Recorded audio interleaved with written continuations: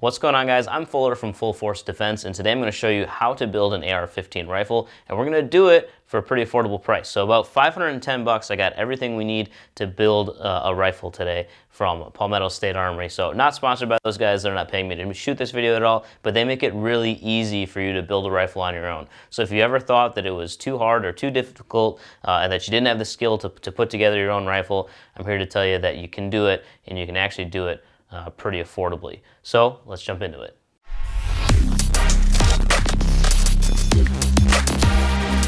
All right, so to build this rifle, I really only ordered two things. We got two boxes here. One of these you have to get shipped to an FFL, that's the lower. We'll talk about that later. And then we also have the upper that gets shipped directly to your house.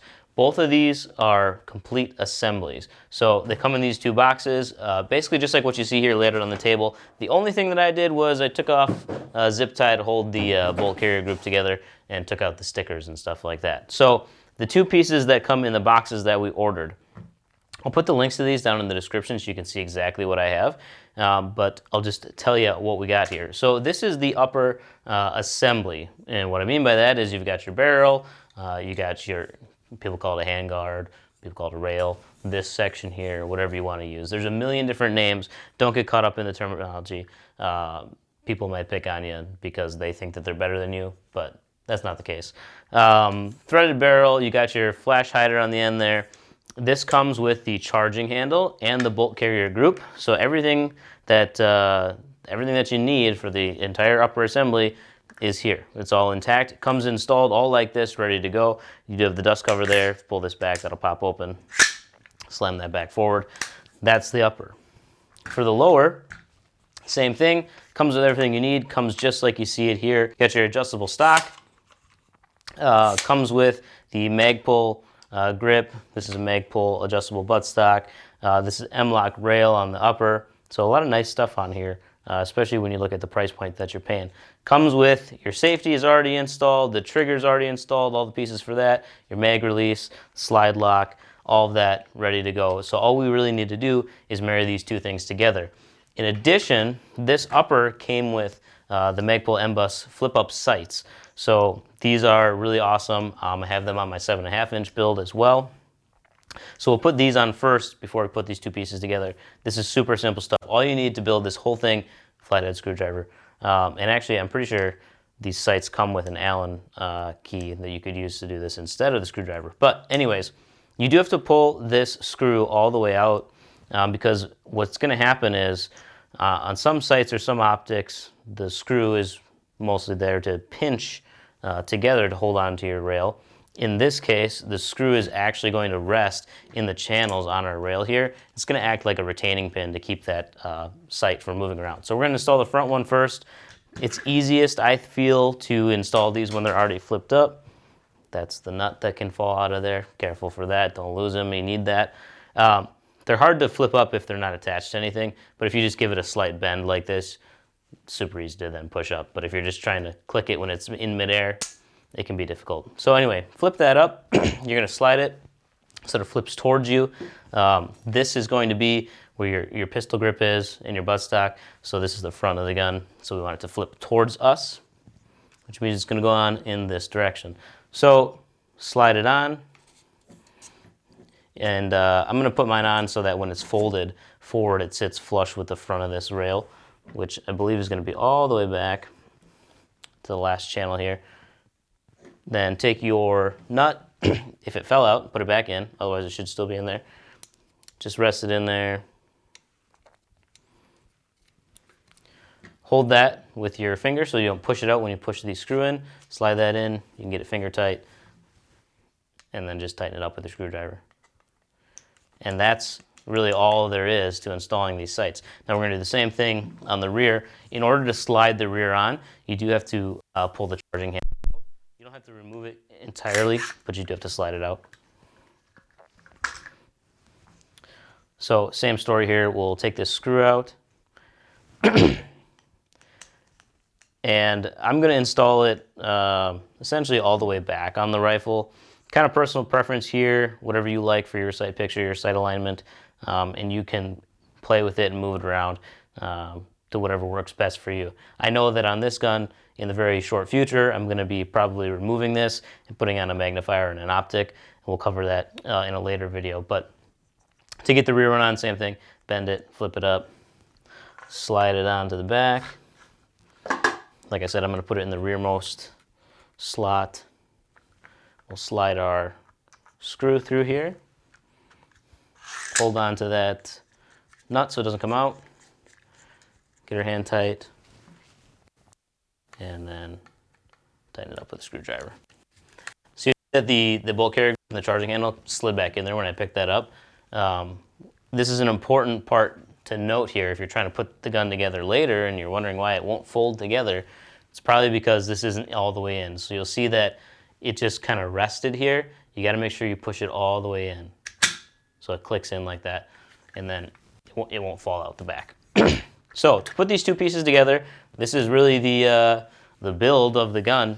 There's two pins. If you're not familiar with AR rifles, super easy to take apart, super easy to clean, to get out all your stuff here.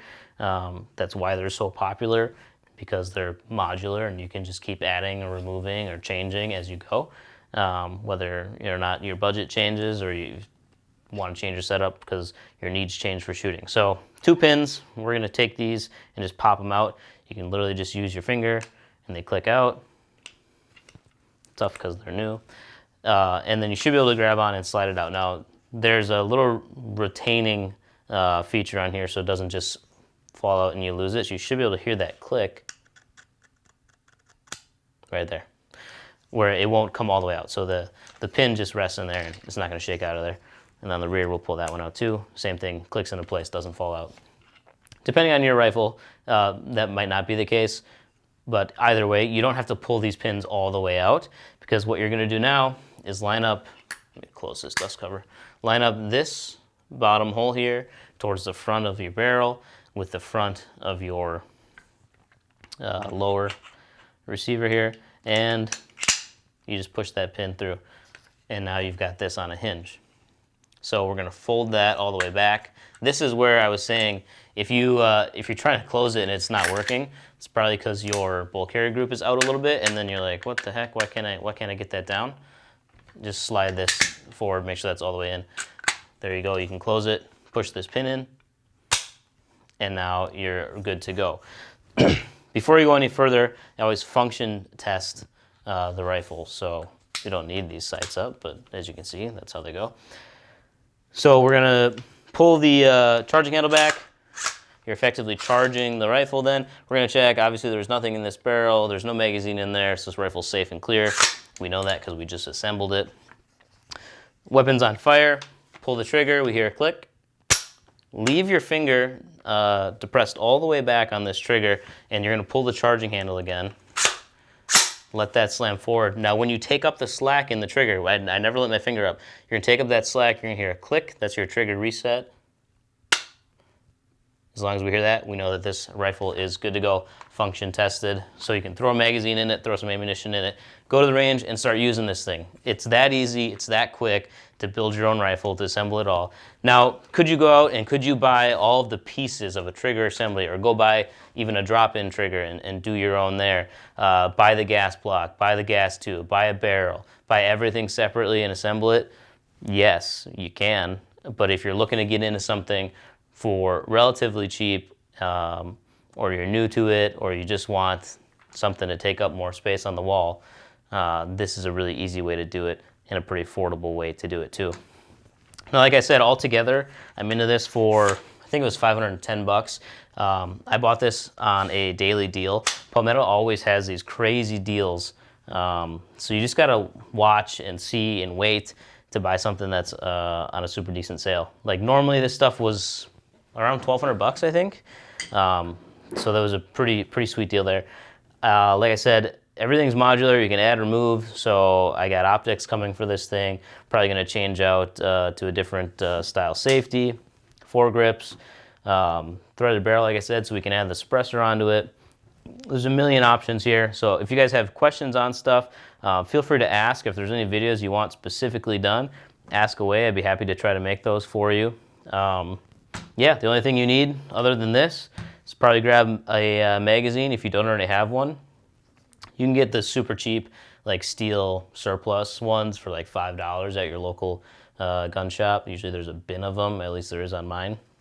But if you want to buy something nicer, I'd recommend like these Magpul P-Mags. This is a 20 round, this is a 30 round. Depending on what size you're buying, how many you buy at a time, where you get them from, if they're on sale, anywhere from $10 to $20. So still very cheap.